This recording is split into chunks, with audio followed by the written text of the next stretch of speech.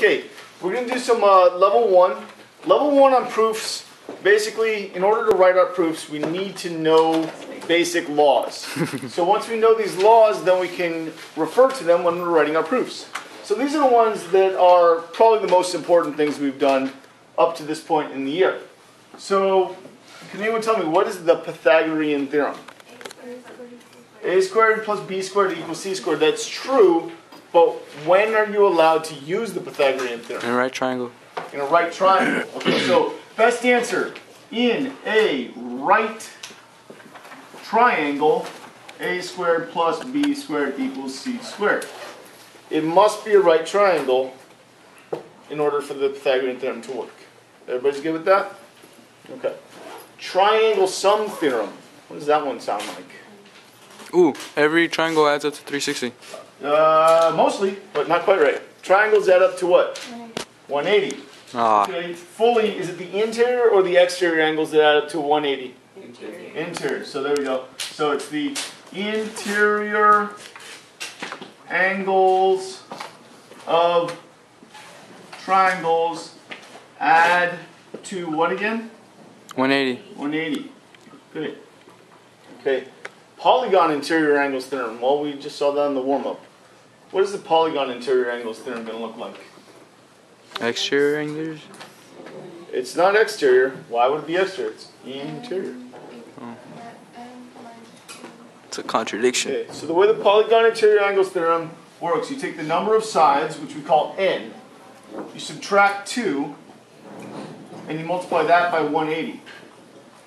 So, for instance, in a hexagon, how many sides does it have? 6. 6. So what you do is you do 6 minus 2 times 180. What's 6 minus 2, everybody? 4. 4 times 180 will be 720. That means that hexagons, the interior angles of hexagons, always add up to 720. So that's a little example for the polygon interior angles theorem. But n minus 2 times 180 is the formula that we use to represent the polygon interior angles theorem. Any questions on that one? Really good to know. Pay attention. Looking right at you. Okay, vertical angles theorem. Do you guys remember what vertical angles are? How do vertical angles work? They're vertical. What does that mean?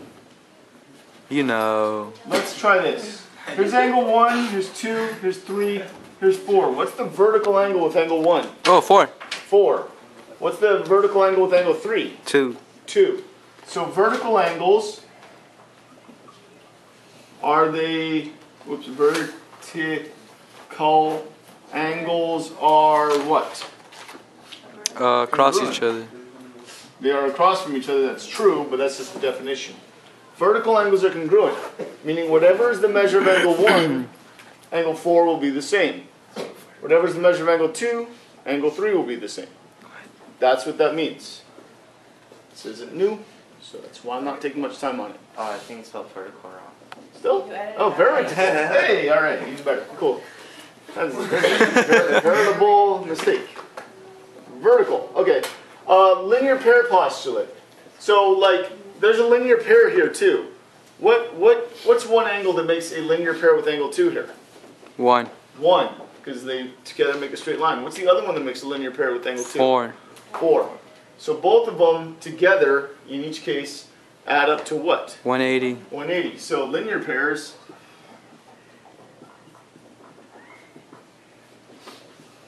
Does anyone remember the big S word that means add to 180? Sounds like supper. Supplementary. Supplementary, there we go. Supplementary. So, and of course supplementary means they add to 180 degrees. Okay, so linear pairs are supplementary. If you want to give yourself an example, 1 and 2 as above. So the vertical angles would be like 1 and 4. I can help you see the example that suits your thing so that you don't get confused about what you're talking about. Yeah, some funny typos here. Parallel. Parallel. There we go. Parallel line properties. Okay. So, parallel line properties. It's kind of easy to see. If this line is parallel to this line, then we have some automatic built-in truths. Like corresponding angles, like what angle corresponds to angle 1? 5. Remember? 5. Will they be congruent or supplementary? Congruent. Same measure. Right. So corresponding angles like 1 and 5. Let's try a little bit more of this. What angle is corresponding to angle 8? 4. 4. And they will have the same measurement, right? As long as these lines are parallel, those will be congruent. What's the corresponding angle to 6? 2. Good, okay. So corresponding angles are congruent. Alternate interior angles, that would be 3 and what? 6. 3 and 6, or 4 and 5. 5. Good. Alternate interior angles, do you think they'll be congruent or supplementary? Supplementary. Congruent. Do they look like they're the same measure? Yeah. Yeah, see? There's no way they're supplementary. So alternate interior angles are also congruent. Okay, alternate exterior. So exterior will be the ones on the outside. So like 7 and what? 2. Or 8 and 1. Okay. Alternate exterior. Do they seem to have the same measure or supplementary measures? Same measure. So the answer is congruent. Okay. Getting there. Same side interior. That would be 6 and what? 4. 4 and 3 and 5. Okay. Same side interior. Do they seem to have the same measure? Or do you think they add up to 180? Add up to 180. Add up to 180. So what's the word? Supplementary. Supplementary. Good. S-U-P-P-L-E-M-E-N-T-A-R-Y. Told you I can spell well. I just can't write. Okay. Same side exterior angles are, well, there's 8 and what? Same side. Same side exterior. 8 and 2. 2. Exterior, and it's the same side of the transversal. 1 and 7. 7. Good. So those are same side exterior. Do they seem to have the same measurement, or do they seem to have supplementary measurements? Supplementary. Supplementary. Okay. We're just about done with our level 1 here, at least the first half of it. But I want to just help you with one thing. The easy way to remember this, everything is congruent, corresponding, congruent, right? Hard C, it's easy to remember. If it's same side, what does same side start with? S. S. Same side, Supplementary. supplementary. Same side, supplementary. It helps because you can lock it down. You don't have to think about it as much. The alternate ones and the corresponding ones are congruent. Okay, that's the review stuff. Those are the essential things you need to remember. Now here's a couple things we're going to add, and they're pretty simple. What we're beginning this week, a little lower. A little lower. Yeah, there we go. What we're going to be doing this week is called proofs. This is the name of the lesson, proofs. And what you're doing when you're writing a proof is basically you're writing a step-by-step table of facts in order to solve a problem. So you're trying to solve a problem and you're writing all the steps in order in a table. So it's like a step-by-step solution to a problem written in a table. Define table. Table. So in this case, table here is going to look like this. Left side is going to say statement. The right side is going to say reason. And this whole thing, And then this whole thing is going to be what a proof is going to look like.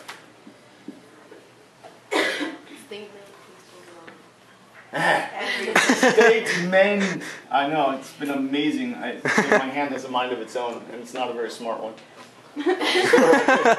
I know how to spell these words, believe me. I don't know why. Okay, so you're wondering what a statement is. Statement is all the things you need to prove along the way. So it's all the information information you need to prove along the way. Reason is the rules, the theorems, the postulates, the laws. The rules, theorems.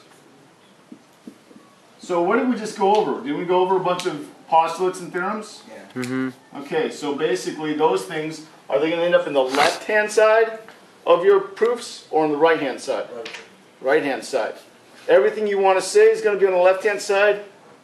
All of your justifications will be on the right-hand side. Okay?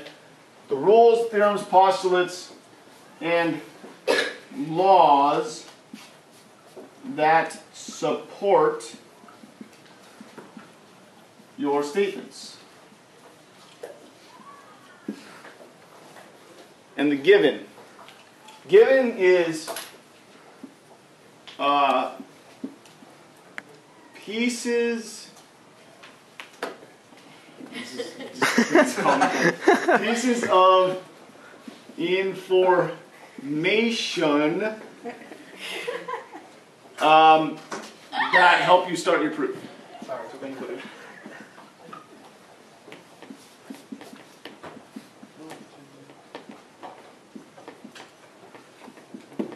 Okay? So you need to know all the theorems and postulates we just went over.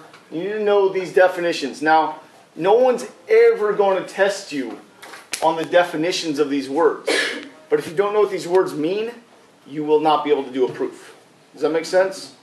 So, did I give you technical definitions, or did I give you just kind of definitions off the top of my head? Technical definitions. These are not technical. Oh.